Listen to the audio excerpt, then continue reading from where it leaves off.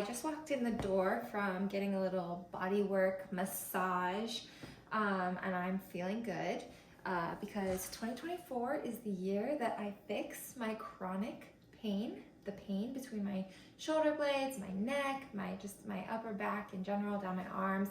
I know some of you know what I'm talking about.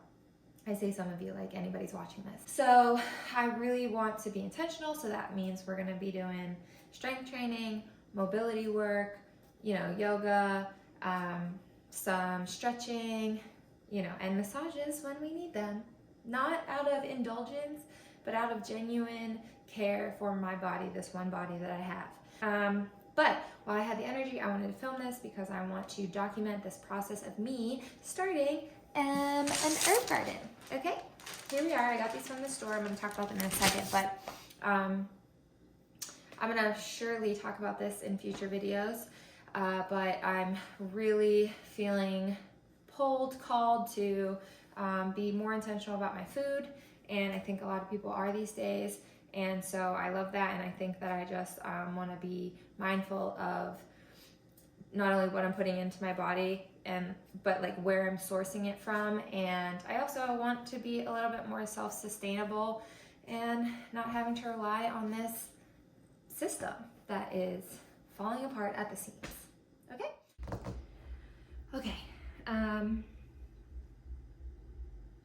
Well, because my storytelling abilities have not come together quite yet. Not sure like what's gonna end up in this video, what's gonna be in a separate video, blah, blah, blah, blah. I'm just gonna talk about these plants. I said I was gonna talk about the herbs the other day, yesterday, but I didn't get around to it, so here we are. That's life. So, I guess I should just give a quick update on my gardening adventures. So I am in school and I am living alone, and I really, like I said, want to start knowing where my food comes from. So much of that has just been like doing a lot of research. I've watched a lot of YouTube, I've read a lot. I'm still learning every single day, but making more of an effort to shop organically, shop from my local farmers market, like I mentioned, the co-op, places where they source their food from places that I'm more comfortable with. Again, this will probably be a longer video where I talk about why that's important to me and what I'm doing about it. But part of that was me starting to experiment with growing my own lettuce and herbs, which I did try, but I've learned since then. So I did plant in the fall or late summer. I planted some seeds, like fresh seeds into soil, which was like a huge deal for me. And I planted a bunch of them, and you can see here, like, I did get some growth, okay? I grew kale, lettuce, a couple different kinds of lettuce, and some spinach. And I never was able to get like a big, like voluptuous plant like this. But I did see green, and I was able to eat some leaves in a salad. So that was a success, okay? It was not a failure, it was a success. What happened though is I went on winter break from school. I left and I wasn't here to tend to my plants, and also I live in a cold place. So it snowed, it froze, and these all died, which you just gotta chalk it up. You gotta chalk it up to the life I'm living right now. For today, the one thing I do wanna do is I wanna empty out this old soil, and I want to repot these plants. So I learned from this adorable YouTube video that I only watched one YouTube video on how to do this. I'm finding that I can get trapped in this rut where I watch 100 videos on one thing and feeling like I still don't know enough, or I can't do it. And so I'm stripping back. I'm just trying to watch like one video, 2 videos if necessary, maybe read a little bit and take action. okay? Taking action and learning by doing, and things are gonna fail, and maybe some of these herbs are gonna die, and I have to just release that and let that go, and you know, make sure that they know that I'm not trying to kill them, that I'm trying to be intentional, and that I'm grateful for what I do get from them. And so anyways, I learned from this one video, this sweet, what does she call herself? Auntie Ellie, I think. Again, memory, I'm gonna link it. But shout out to her for explaining how to do this properly. But basically what I learned was that all of this in here, it looks very nice, it looks appealing. You're like, oh, perfect, I'm gonna bring this home and it's gonna be perfect and it's gonna last me for such a long time. But then they end up dying, which has been my experience. And I've learned that it's because they put in too many seeds into this little tiny pot as a marketing tactic. And so they're not supposed to be crammed in here. So what we need to do is split them apart and repot them. And so that's what I'm gonna do. And we'll see how many survive. Hopefully at least some. So I have parsley, basil, oregano, and my favorite, cilantro. I know this is, some people think it tastes like soap, and to be honest with you, I can see that. Like I can taste like maybe what could be tasting like soap to them, but I don't experience it as the soap taste. I just really like it. So sue me. All right, we're gonna do this.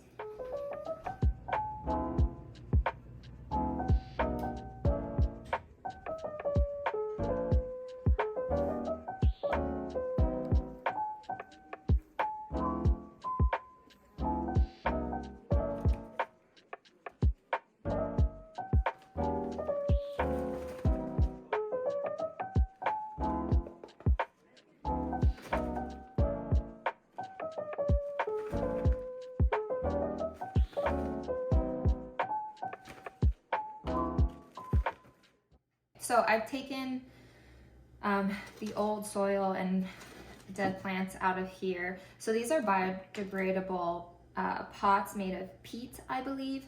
First time ever using them. Honestly, this is my first time doing any sort of gardening like this little setup right here. So I am absolutely learning, and do not take anything I'm saying as how you should do things.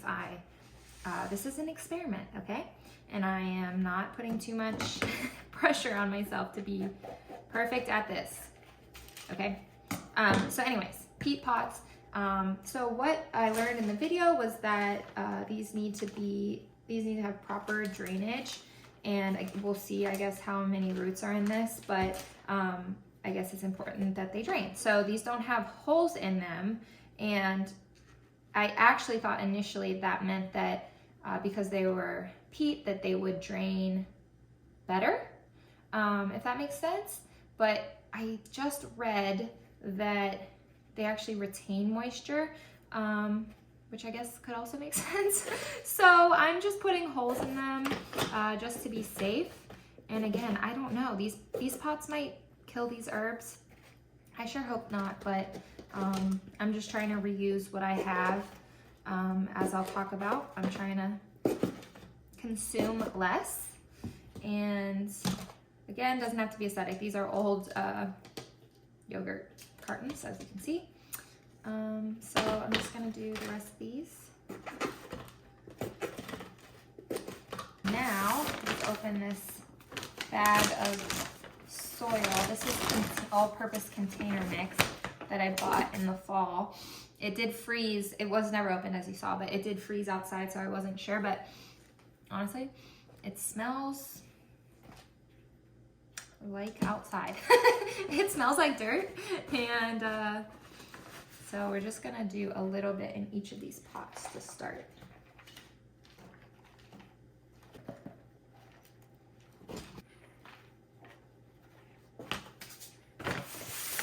Okay, now we're gonna take these out of the sleeves.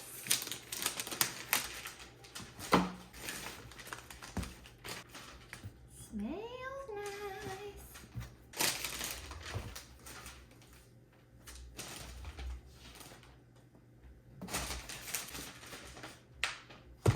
So we go. I know from planting flowers with my mom growing up that you can pinch the bottom and that they'll fall out. And you can see here, it doesn't look too terribly full, but you can see how the roots are wrapping around the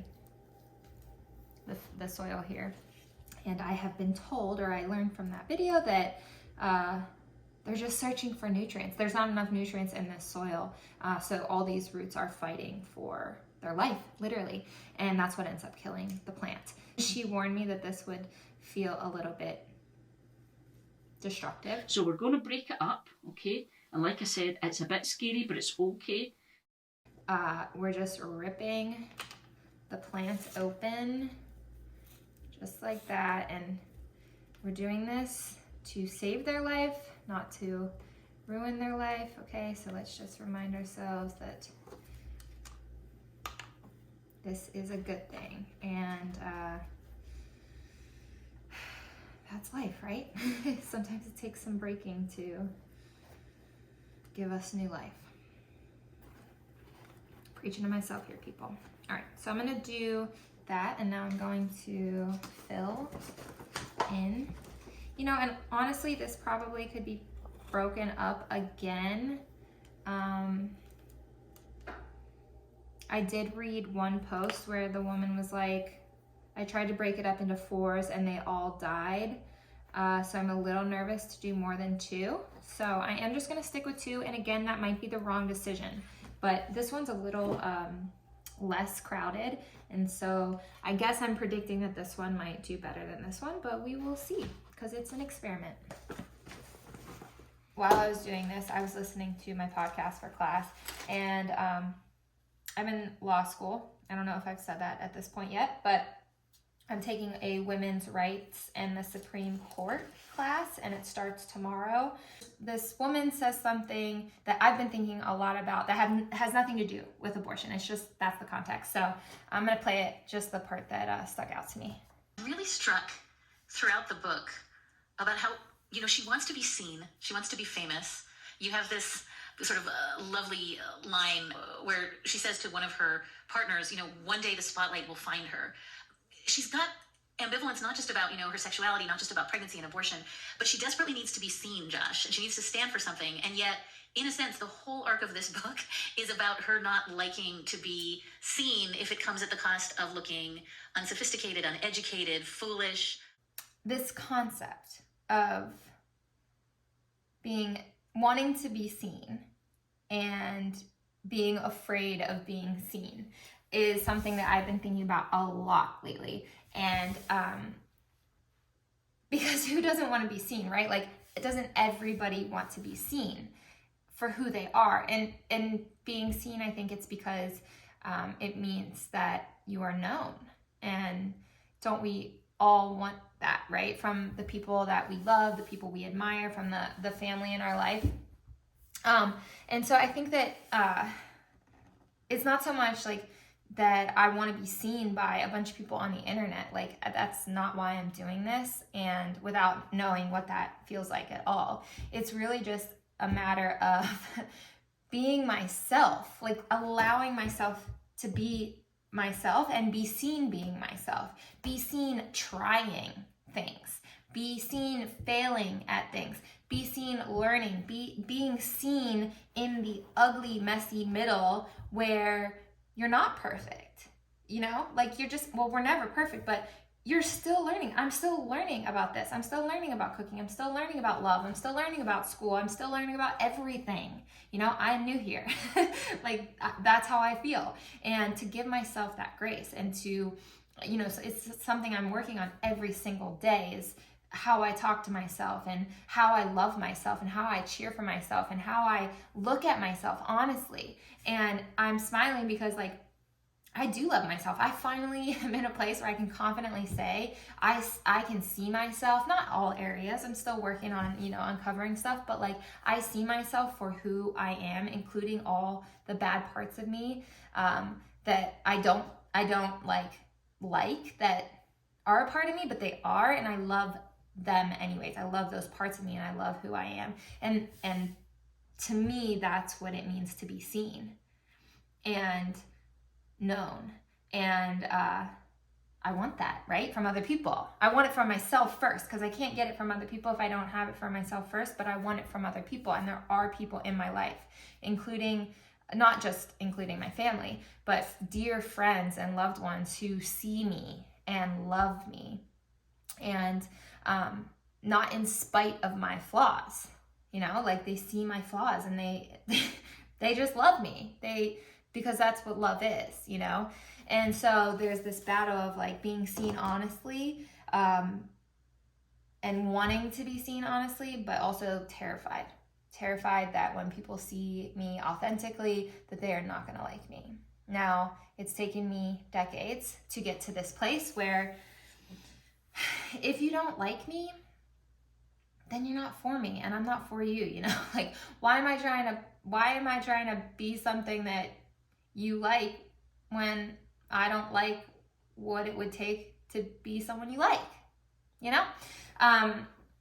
So that's something that I'm releasing. Like, I'm just trying to show up as myself, you know? That's why I am showing up here on the internet with not washing my hair, no makeup on, like in baggy clothes. Like, this is my life. This is what I look like 90% of the time. And if I'm gonna do this and do this authentically and tell the truth about my life and document it as it actually is, then this is what you're gonna get. And I love that for me, you know? And I hope it gives other people like permission to just like, you know, not brush your hair in the morning, because who cares, you know? And of course, time and place for everything. Like, there are times when I want to look my best, and that helps me feel better, and like that's great. But I guess rambling to say that the desire to be seen, but the fear of being seen is crazy, and it does things to our mind. And I know that in one way or another, a lot of people feel this way. Here are my plants. They're beautiful. Let me show you.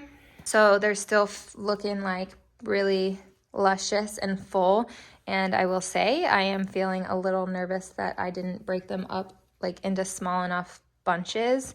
But again, I'm learning, and I'm going to just take care of these little babies, put them under my grow light that I got so they can grow. And I do believe I need to water them, so I'm gonna do that now. And yeah, we'll see if I did it right.